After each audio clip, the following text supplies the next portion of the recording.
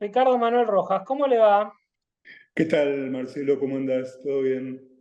Mundo cambiante, pasan cosas. La última vez que hablamos no estaba hablando con uno de los ideólogos reconocidos del presidente de la Nación Argentina. Bueno, él tiene muchos ideólogos, parece. Pero con todos estos cambios, ya vamos a ir a la cuestión de Argentina y todo esto. Tema que es de tu conocimiento y expertise, Cuba, viendo donde hay países que van, que retroceden. ¿Qué pasa con la isla que hace tanto tiempo que amaga que puede haber una reacción, una rebeldía, se sofoca, vuelve a pasar, vuelve a haber reacciones, vuelve a haber manifestaciones? ¿Cómo entendemos los que no conocemos mucho en primera mano este fenómeno que vos estudiaste, hiciste un proyecto para una constitución? ¿Cómo nos explicás Cuba y qué podemos esperar? Bueno, Cuba ha sido organizada como una maquinaria para sojuzgar a la gente. Y en ese sentido es una maquinaria muy, muy eficiente. O sea, Fidel Castro, si bien abrazó el comunismo y estuvo, digamos, dentro del bloque soviético por una cuestión de conveniencia, en realidad todo lo hacía para poder acaparar el poder necesario para mantener el control rígido dentro de la isla.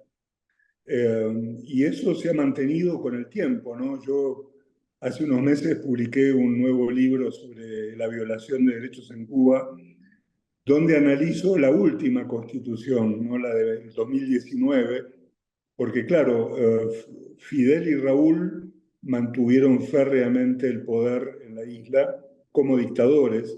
Cuando Fidel ya no pudo más, siguió Raúl un tiempo, y cuando Raúl vio que ya no podía tampoco, eh, elaboró con la guardia más conservadora y más represiva del comunismo cubano, elaboró una constitución con el propósito de mantener un sistema de represión permanente sin que nadie tenga demasiado poder, ¿no? Es una cosa muy bien escrita porque obviamente Díaz-Canel no es Fidel ni Raúl, ni tiene el poder que tuvieron Fidel o Raúl, y además va a ser cambiado porque las autoridades se renuevan, pero el poder sigue conservado en manos de la guardia más férrea del comunismo tradicional cubano. Eso es lo que Raúl se encargó muy bien de dejar como legado. Y No se como sabe mucho la cuestión que por allá por los comienzos Raúl era más ideólogo que Fidel. De esto no se habla mucho. Raúl era mucho más comunista, era verdaderamente comunista. Fidel no era comunista, Fidel fue un oportunista que aprovechó el comunismo porque le convino en determinado momento, y después con el tiempo se empezó a tener un discurso comunista, pero el que realmente los dos grandes férreos ideólogos marxistas ahí eran Raúl y el Che, eran los dos revolucionarios, además ambos sanguinarios, ambos se cansaron de fusilar gente y hasta lo hacían con cierto placer. Raúl siempre fue mucho más peligroso que Fidel, pero obviamente no tenía el carisma que tenía Fidel, y por lo tanto uno hacía el trabajo demagógico y el otro el trabajo sucio. Con estos cambios, con esta nueva cara, ¿no? Como hace que no sé cuántos años que está Díaz Canel, ¿no? Pero parece nuevo, un lugar donde están siempre los mismos. En este cambio de manos, en esta corporación, ¿ha perdido, ha tenido que ceder la corporación en este nuevo formato o es exactamente igual que cuando estaba el hombre duro que concentraba la suma del poder público? Mira, los cambios son cambios cosméticos y cambios, si vos querés, formales. Esto mismo hacía la Unión Soviética. Si vos analizás la sucesión de constituciones que hubo en la Unión Soviética, ellos cada tanto digamos, te reconocían mercados campesinos, algún derecho de propiedad, alguna cosa como para que todo pareciera que iba a una transformación, pero en el fondo mantenían el poder férreamente. El propio Fidel Castro lo hizo en vida mucho tiempo. Él un día te permitía recibir dólares, al día siguiente te volvía a cerrar, un día aceptaba que hubiera comercios privados para restaurantes, que llaman los paladares, o algún tipo de mercados privados, al día siguiente te los volvía a cerrar. En Sobre realidad todo hay, con el fenómeno Venezuela, ¿no? Antes de la llegada de Chávez tuvo que liberar hasta el dólar, vuelve Chávez, aparece una nueva fuente de financiamiento que reemplaza a la Unión Soviética y cierra todo, ¿no? Como unas libertades administradas que van de la mano con las necesidades del régimen. por supuesto, él cuando en los 90, mira, hay un libro de Andrés Oppenheimer que se llama La hora final de Castro, que lo escribió en el año 93, salió publicado en enero del 94, y en el libro Oppenheimer hablaba de Castro en pasado, porque él decía que cuando se publicara el libro Castro no iba a estar más en el poder, porque decía Castro no va a poder superar la caída de la Unión Soviética, no tiene quien lo mantenga, y sin embargo tuvo la habilidad de poder buscar otros aliados y sobre todo hacer todo a expensas del propio pueblo cubano, que es el que paga las consecuencias. Bueno, una de sus inversiones, él invierte en Lula, él invierte en Chávez, algunas le salían mejor que otras, ¿no? Pero Cuba viene invirtiendo en posibles revolucionarios. Acá en Argentina, ¿en quién habían invertido? En los líderes del ERP. Mira, acá obviamente las agrupaciones terroristas tuvieron grandes lazos, muchos se fueron a vivir a Cuba. Eh, de hecho, hay un libro de Eudosio Rabines, un excomunista peruano, que escribió un libro por allá por los años 70, muy famoso, ahora se me escapa el título, donde él decía que había conocido en Argentina a dos comunistas no declarados, pero que actuaban muy fuertemente, que eran Frondizi y Frigerio, el expresidente, porque el hermano sí era un comunista consumado, pero hablaba de dos hábiles abogados comunistas, todo esto antes de que Frondizi, o después que Frondizi fuera presidente, él lo cuenta, pero que lo había conocido antes, en los años 50, esta historia, ¿no? De que eran como operadores del régimen comunista en Argentina. Eh, Siempre lo he sabido, lo que pasa es que el régimen cubano fue un régimen muy popular en su momento, como el comunismo en general. Vos sabés que en la intelectualidad norteamericana o inglesa no se podía hablar mal del comunismo en los años 30 o 40, porque el comunismo era como el futuro, la nueva expresión del hombre libre, del hombre nuevo, y quedaba mal hablar mal del comunismo. Con la Revolución Cubana, años después, pasó lo mismo, ¿no? Era como, bueno, obviamente habían derrocado a un dictador y hablaban de los derechos del pueblo, y durante muchos años engañó a bastante gente. Ahora, después de cierto tiempo, el que siguió engañado ya no fue, digamos, inocente ese engaño. Con esto, volviendo a lo incierto, ¿no? De que sí, era comprensible que en el 93 se le vea poca vida a algo que, bueno, se sacaron la grande con Chávez en Venezuela, pero en el mundo actual, eh, ¿por dónde tiene que seguir la gente? ¿Con las manifestaciones? ¿Es apostar a un desgaste? ¿Qué herramientas tiene la gente allá? Mira, yo creo que lo que se busca hoy es una situación de desgaste que obviamente es a expensas del pueblo cubano, ¿no? No es casual que en estos días haya nuevas manifestaciones con muchos detenidos en Cuba, porque se cumplió la semana pasada un nuevo aniversario de la llamada Primavera Negra, que fue el 18 de marzo del año 2003, se cumplen 21 años, donde en una noche se detuvieron a lo largo de toda la isla 75 disidentes, en realidad muchos más, algunos se los largó en el momento, pero 75 terminaron condenados a penas de hasta 25, 26 años de prisión. por cosas tales como repartir ejemplares de la Declaración Universal de Derechos Humanos o firmar el llamado Proyecto Varela, que pedía apertura política y libertad a los presos políticos. Y en ese mismo esquema, en esos mismos días, hubo otros dos episodios. En uno condenaron a prisión perpetua a 3 personas que intentaron subirse un avión en la Isla de la Juventud para escapar a Miami. Y otro, el más grave de todos, un grupo de personas, había hombres, mujeres, chicos, suben un transbordador de los que van por el puerto de La Habana, llevando botellas con combustible, y uno de ellos llevaba un revólver, y amenazan al dueño, al que conducía el transbordador, para irse para Miami. Le ponen el poco combustible que habían llevado, pero a los pocos kilómetros se les acaba el combustible, quedan ahí. Los detiene la policía, la Marina. Bueno, los 3 hombres que supuestamente eran los cabecillas fueron condenados a muerte. En una semana fue el juicio, al 8.º día se confirmó la condena y al 9.º se los fusiló. Y el argumento para el fusilamiento era, entre otras cosas, que remolcar el barco de nuevo al puerto había costado $2.000 y que en el barco había 3 turistas francesas y habían hecho quedar muy mal al gobierno con esta actitud. Así que fíjate lo que son los derechos humanos en Cuba. Y eso ha persistido porque desgraciadamente nosotros hemos tenido nuevas dictaduras.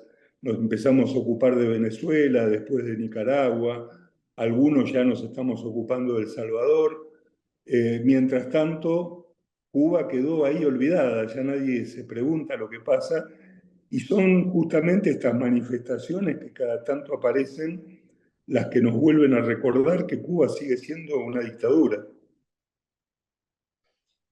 Salimos de Cuba, vamos a Venezuela. ¿Cómo estás viviendo todo este proceso? ¿Cómo el chavismo queda en evidencia? Incluso sus aliados, como Lula en Brasil, diciendo, bueno, si María Corina no puede, que delegue a otro. Ahora, mientras estamos hablando, hay que ver cuáles son las últimas novedades. Parece que la persona que elegida tampoco le van a hacer fácil la participación. ¿Cómo está el proceso venezolano? ¿Está desgastado?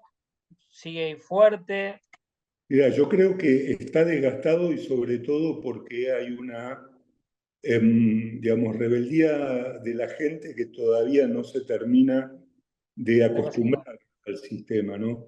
Hay una clase media cubana, perdón, venezolana, que ha persistido y que trata por todos los medios de seguir viviendo, a pesar de Qué todo. importante esa definición de clase que ya no tiene nada que ver con el dinero, porque ya son todos pobres. Es una concepción de Claro, acá.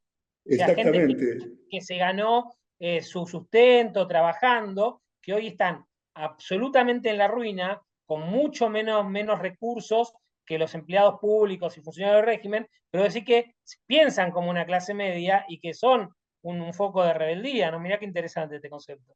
Es que es la tan denostada burguesía, ¿no? El marxismo se encargó de destruir a esa clase de gente pensante, individualista, con sus propias metas, con sus objetivos, y los denostó porque para el marxismo esa era la peor de las clases. A los ricos los podés identificar y de última los podés guillotinar, pero a millones de personas que quieren salir por sus propios medios de la pobreza, es mucho más difícil, y por eso es que el concepto de burguesía ha sido tan denostado. Bueno, en Venezuela sigue existiendo esa burguesía, y esa burguesía quiere salir de esto, ¿no? Obviamente Maduro va a hacer todo lo que tenga que hacer para amañar las elecciones como ha hecho siempre. Vos fíjate que cuando hubo un poco de libertad en las elecciones, porque no eran tan importantes, digo, elecciones a diputados, lo que fuere, las perdió escandalosamente. Cuando Bueno, hay... vos eh, imaginate que si están haciendo todo esto, teniendo toda la estructura del Estado, es porque piensan que la pierden 80-20, porque vos podés meter mano 60-40, 55-45, pero si tienen que hacer todo esto, es que ni con la trampa ni con el Estado ven ni remotamente la posibilidad de revertirla, ¿no? Es que si hubiera elecciones libres en Venezuela hoy, perderían escandalosamente. La gente ni los propios seguidores originales del régimen quieren seguir así. Un poco pasa lo que le pasó al kirchnerismo en Argentina, ¿no? Es decir, la propia gente pobre a la que supuestamente le debía todo a Cristina y al régimen, terminó votando en contra porque ya no quieren toda esta basura, ¿no? Cerremos con Argentina, donde las novedades parecen ser un poquito más auspiciosas. ¿Qué pasó? ¿Qué pasó que un tipo que hablaba las cosas que eran producto de un microclima así chiquitito, hoy están en el discurso de un presidente que sale por televisión mostrando tus libros y que tiene en la oficina en la Quinta de Olivos un cuadro de Venegas Lynch? ¿Qué pasó? Mira, es un fenómeno que creo que es inédito y que se va a estudiar en las universidades durante muchos años, porque tenés una persona que es un académico, que no viene de la política, que sigue hablando como un académico y que es lo más curioso de todo esto, pero que a su vez ha tenido un discurso muy agresivo en lo político que le permitió que digamos, dividir el país en dos. Está la casta que nos gobernó siempre y estamos nosotros que somos lo nuevo. Obviamente el 56% de votos que sacó no son de anarcocapitalistas ni libertarios ni mucho menos, sino que gente que ya está podrida de la casta, entendió el concepto de casta y no quiere eso. Y lo más importante, digamos, confía en que Milei no es parte de la casta, o sea, no es uno más. Si hubiera venido Massa con el discurso de Milei, no se lo hubiese creído nadie. Entonces vos tenés un tipo que viene a romper con todo, pero con argumentos de académicos, citándote a Rothbard, citándote a Hazlitt, a Mises, y al mismo tiempo un tipo que prometió algo en la campaña y que está haciendo eso mismo como presidente. Y vos fíjate que si vos prendés, yo estoy viendo la tele de Argentina todo el tiempo en estos días, un montón de economistas, analistas políticos que dicen, miren, este ajuste que está haciendo Milei es demasiado duro, la gente no lo va a soportar, debería aflojar un poco con este ajuste. Y sin embargo, Milei dijo, esto es lo que vamos a hacer, va a ser doloroso, y vos fíjate que no ha perdido popularidad a partir de lo duro, digamos, a pesar de lo duro del ajuste. Eh, yo espero que tenga el tiempo suficiente como para poder avanzar en ese camino. Probablemente va a ser duro, la gente lo está sufriendo, pero el problema, yo creo que hay una cosa que la gente ha entendido, y es que no sirve de nada las medias tintas, ¿no? Macri, bueno, vamos de a poco, y entonces finalmente tenés un ajuste, pero que al poco tiempo no sirve para nada y volvés a estar igual que antes. Y las Entonces, ideas que en teoría dieron razón quedan mal paradas. exacto, exacto. A eso le Años. llamaron liberalismo, ¿no? El kirchnerismo se cansó de decir que Macri es liberal. Pero sobre todo, porque a la gente yo creo que la ideología le importa muy poco, lo que sí le importa es, me pediste un sacrificio, me hiciste un ajuste, te quedaste a mitad de camino y hoy vuelvo a estar igual que antes, pero habiendo pasado un ajuste innecesario. Entonces yo creo que hoy la gente dice, bueno, ojalá este ajuste, aunque sea fuerte, que sirva para cambiar las cosas definitivamente. Si esto empieza a caminar, ya sea que vaya despacio y que el gobierno en la de medio término consiga un espaldarazo en el Congreso, porque todo lo que saque el gobierno en el 25 es ganancia, porque tienen Sí, solamente dos bancas en juego del 21, y a diferencia de los otros espacios que ganan y pierden, Milei gana todo lo que saque, gana. Entonces, siendo un poquito optimista y pensando que esto puede llegar a caminar, ¿cómo puede, como para ir cerrando, con respecto a Cuba y Venezuela que estamos hablando, cómo puede impactar desde lo simbólico un personaje que expresa una revolución en el sentido inverso en estos países que están sufriendo gobiernos autoritarios cuando alguien dice, bueno, ahí hay un modelo a seguir, un ejemplo, y que se está convirtiendo Javier como una bandera de rebeldía alrededor del mundo.